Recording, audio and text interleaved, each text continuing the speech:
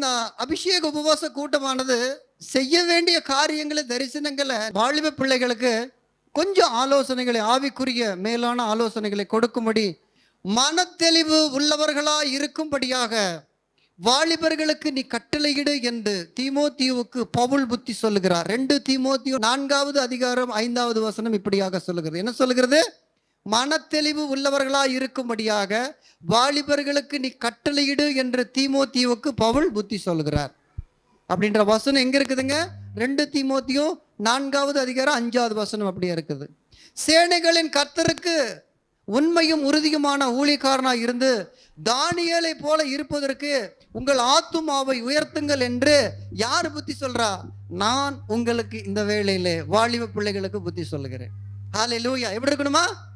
தானியேலை போல இருக்கணும்னு சொல்லி நான் உங்களுக்கு புத்தி சொல்றேன். அடுத்தது, வாரத்தின் ஒரு நாளில் மட்டுமல்ல, ஆனால் ஒவ்வொரு நாளும் ஒவ்வொரு மணி நேரமும் இயேசுவானவர் உங்கள் ஆசிரியராக இருக்க வேண்டுமாய் நீங்கள் உங்களுடைய வாழ்க்கையிலே பார்த்து கொள்ள வேண்டியது அவசியமா இருக்கிறது. ஹல்லேலூயா.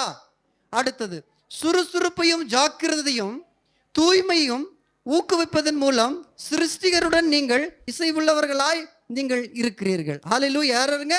சுறுசுறுப்பு, ஜாக்கிரதை, தூய்மை. ஹல்லேலூயா. இது மூணுமே உங்களுடைய உள்ளத்துல என்னைக்குமே இருந்ததுன்னு சொன்னா நீங்க யாரு கூட இருக்கிறவங்களா இருக்கீங்க? தேவனோட நீங்க ஹல்லேலூயா இணைந்து இருக்கிறவர்களா இருக்கிறீங்க. அடுத்தது, ஜாக்கிரதையுள்ள படிப்பு அவசியம். அதே போல ஜாக்கிரதையுள்ள கடின உழைப்பு உங்களுக்கு மிகவும் அவசியம். ஹல்லேலூயா. படிப்பு முக்கியம், உழைப்பு முக்கியம். அடுத்தது, வீணாக்குதல் இன்றி சமைப்பது எப்படி என்பதை பெண்கள் தெரிந்து கொள்ள வேண்டும். பெண் பிள்ளைங்க, வீணாக்காமல் சமைப்பது எப்படி, அதை சமைத்ததை அன்பா எப்படி பரிமாறணும், அடுத்தவர்களுக்கு அன்பா இதை எப்படி உபசரிக்கணுன்றத பெண் பிள்ளைங்க நிச்சயமாய் தெரிந்து கொள்ள வேண்டிய ஒரு அவசியமாய் இருக்கிறது. ஹல்லேலூயா. நீங்கள் மிகவும் செல்வாக்குடையவர்களாக மாறிட முற்பட வேண்டும். எப்படிங்க? நீங்கள் மிகவும் செல்வாக்கு நிறைந்தவர்களாய் இருக்க நீங்க முற்பட வேண்டும். பெற்ற செல்வாக்கின் ஆசீர்வாதத்தை ஒரு பகுதியை யாருக்கு கொடுக்கணும்? மிஷினரிகளுக்கு காணிக்கையா கொடுக்கணும். சபைகளுக்கு, ஊழியங்களுக்கு காணிக்கையா கொடுத்து ஹல்லேலூயா கொடுக்க வாலிபர்கள் முன் வர வேண்டும். அடுத்தது, வாலிபர்களாகிய நீங்கள் வாய்மை தவறாமல் இருக்க வேண்டும். தேவனை நேசிக்க வேண்டும். எப்படிங்க? உண்மையா இருக்கணும். வாய்மையே வெல்லும். அப்ப என்னது? உங்களுடைய வாழ்க்கை ஒரு உண்மையுள்ள வாழ்க்கையா இருக்கணும். ஹல்லேலூயா. ஸ்கூலிலும் காலேஜிலும் ஒரு அக்கறை மிக்க, மனசாட்சிக்கு கட்டுப்பட்ட, உண்மையுள்ள வாலிபன் விலை மதிக்க முடியாத பொக்கிஷமாக கருதப்படுவான். அப்படிப்பட்ட பொக்கிஷமாக இங்க இருக்கிற ஒவ்வொரு வாலிப பிள்ளைகளும் அப்படியாக நீங்கள் இருக்க வேண்டும். ஹல்லேலூயா. என்ன சிமியோன், கிரேஸ், அப்படிப்பட்ட ஒரு நல்ல பொக்கிஷங்களாக நீங்க இருக்கணும். ஹல்லேலூயா. நித்திய ஜீவனை பெற்றுக்கொள்ளத்தக்க நிகழ்காலத்திலும் எதிர்காலத்திலும் ஆவிக்குரிய கனிகளுடன் தன் அஸ்திபாரத்தை அமைத்து கொள்ள வேண்டும். கலாத்தியர் 5:22-23 படி எப்படி இருக்கணும்? ஆவிக்குரிய கனிகள் நிறைந்தவர்களாய் உங்களுடைய வாழ்க்கையை நீங்க அமைத்து கொள்ள வேண்டும். ஹல்லேலூயா. அடுத்தது, மாணவர்களாய் இருப்பீர்கள் என்றால் ஆசிரியருக்கு நீங்க என்ன பண்ணணுமா? ஒத்துழைப்பு கொடுக்க வேண்டும். உங்களுடைய ஆசிரியருக்கு நீங்கள் ஒத்துழைப்பு கொடுக்க வேண்டும். இளம் ஊழியக்காரர்கள் இருப்பீங்கன்னு சொன்னா உங்களுடைய போதகருக்கு எல்லா காரியத்திலையும், ஊழியத்துல நீங்கள் ஒத்துழைப்பு கொடுக்கிறவர்களா இருக்க வேண்டும். இவை இரண்டும் உங்களுடைய வாழ்க்கைக்கு மிகவும் ஒரு முன்னேற்றத்தை கொடுக்கிறதா இருக்கும் என்பதை ஒரு நாள் நீங்க வாலிபர்களாகி நீங்கள் மறந்து விடக்கூடாது. ஹல்லேலூயா. உங்களுடைய வெற்றியும் தோல்வியும் உங்களிடமே விடப்பட்டிருக்கிறது. உங்க வெற்றி உங்க கையில தான் இருக்கு, உங்களுடைய தோல்வியும் உங்க கையில தான் விடப்பட்டிருக்கிறது. வேதத்தின் அறிவில் நீங்கள் வெற்றி காணும் போது ஒளிப்பீடத்தின் புதையல்களை நீங்கள் கண்டடைவீர்கள். ஹல்லேலூயா. வேதத்துல வேத அறிவு, பைபிள் நாலேஜ், ஹல்லேலூயா, நீங்க பெற்றுக்கொள்ளும் பொழுதுதான் அதுல இருக்கிற புதையல்களை நீங்க கண்டடைய முடியும். அதுல இருக்கிற முன்னேற்றத்தை, அதுல இருக்கிற ஆசீர்வாதத்தை நீங்க பெற்றுக்கொள்ள முடியும். என்ன குட்டி சாம், புரியுதா? பிறருக்கு உதவுங்கள், அப்பொழுது பரலோகத்தின் தேவன் உங்களுக்கு உதவி செய்வார். ஹல்லேலூயா. நம்ம இடத்துல இருக்கிறது மற்றவர்களுக்கு கொடுக்கணும். ஹல்லேலூயா. மற்றவர்களிடத்துல பெற்றுக்கொள்ளுகிறதுலயே நம்மளுடைய கவனம் இருக்காம நம்ம இடத்துல இருக்கிறத மற்றவர்களுக்கு கொடுத்து உதவுற குணம் உங்ககிட்ட இருக்கணும். அடுத்தது, உங்கள் சக மாணவனுக்கு நீங்கள் உதவும் பொழுது உங்கள் ஆசிரியர் பெயர் பெருமைப்படும், உங்களுடைய புரிதலும் அதிகமாகும். புரியுதா? புரியுதா? இந்த இந்த வார்த்தை உங்களுக்கு புரியுதா? இந்த வரிகள் உங்களுக்கு புரியுதா?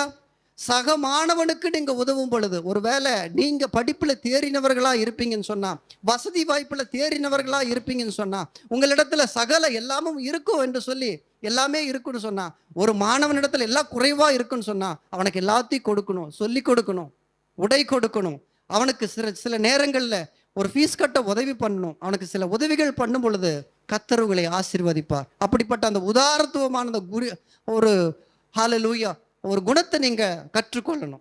அன்பு தேவ பிள்ளைகளே, பள்ளி மற்றும் கல்லூரிகளில் படிக்கும் பொழுது ஒரு மேன்மையான பரிசுத்தமான நோக்கம் உங்கள் கண் முன்னால இருப்பதை நீங்க எப்பவுமே நிச்சயப்படுத்திக் கொள்ளணும்.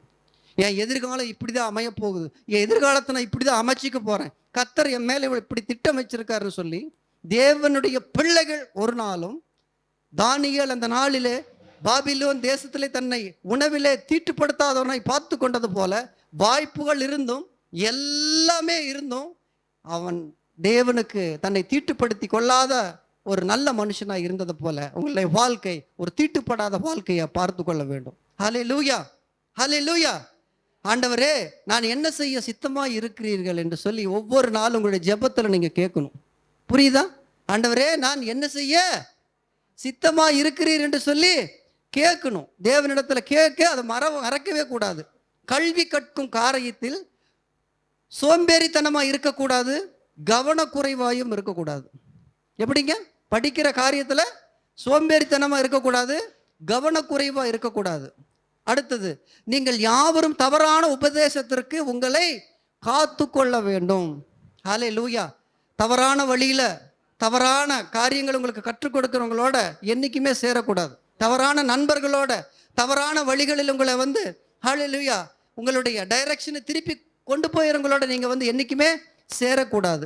ஹல்லேலூயா. பரிசுத்த வேத வாக்கியங்களில் அதிகமாக கவனம் செலுத்தி சுறுசுறுப்பு மிக்க வேத மாணாக்களாக நீங்கள் மாற வேண்டும்.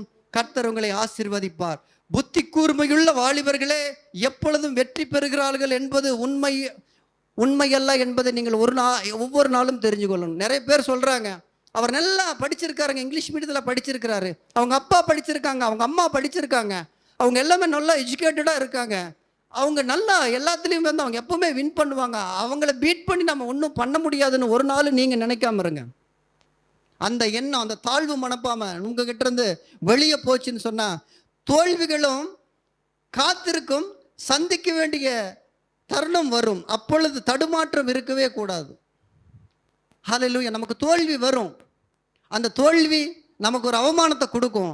அந்த நேரத்துலையும் திரும்பவும் நம்ம எழும்பி கழுகுகளை போல செட்டைகளை அடித்து நம்ம மீண்டும் அந்த பழைய இடத்துக்கு, அந்த ஃபர்ஸ்ட் இடத்துக்கு நம்ம வருவோம்னு சொல்லி நம்பிக்கை வைக்கணும். கர்த்தரிடத்துல ஜெபிக்கணும். கர்த்தர் உங்களை வாய்க்க பண்ணுவார். ஹல்லேலூயா. ஃபர்ஸ்ட் மார்க் எடுத்திருந்த புள்ளை இன்னைக்கு 5வது ரேங்க் 10வது ரேங்க் நீங்கள் போயிருப்பீங்கன்னு சொன்னால் நம்ம இப்படியே போயிருமோ இன்னும் ஒரு நாள் கூட நீங்கள் நினைக்காம இருக்கணும்.